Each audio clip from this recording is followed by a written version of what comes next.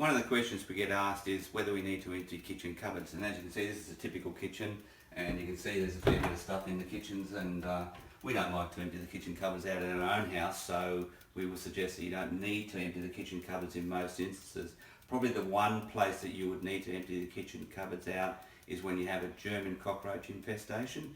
The German cockroaches are the small ones, and they usually end up hiding in the hinges of the cupboard, so we do like to get into the cupboards and empty, but for most people the houses are in reasonably good shape and they don't need to empty their kitchen cupboards out. So if we're not going to empty the kitchen cupboards out, how are we going to treat inside the kitchen cupboards? Well, in the industry we've really advanced in the last few years, and we now have this product called a gel, or a cockroach gel. It comes in a tube, and in this particular case it's actually attached to a gun, and we can use that into areas without actually emptying the kitchen cupboards out. So we'll just do a quick demonstration of that. So again, opening that cupboard up and finding out where the cockies live. We can say there's a hinge there, and put a bit of chemical on there as soon as I set it up. And there we go. Also at the back of the cupboard, especially in joins, you can see there's a bit of a join up in there. That's where the cockies like to live. So we put a little bit of gel there. We can do a run of gel.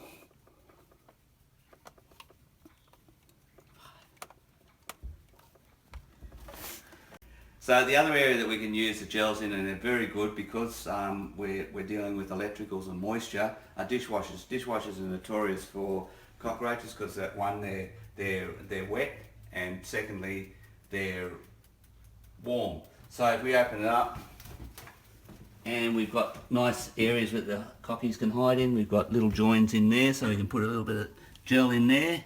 You only need a small amount of gel, but probably a little bit more. So up in here, in the hinge here, close to, and also another typical area is just in this catch area there, so we can put a bit of gel in there.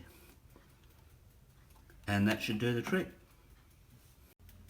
Another area that cockroaches get into are hot water jugs. Again, we have a combination of warmth and moisture, especially underneath them. So if you lift it off there, have a look underneath, and they love it because there's all the little nooks and crannies that they can get into. So we can put a little bit of gel in there.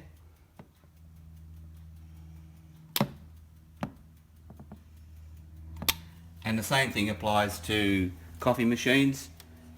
Again, we got moisture at the back of the machine, and a lot of times you lift them up and there's still moisture sitting in underneath the machine, so you can just put a little bit of gel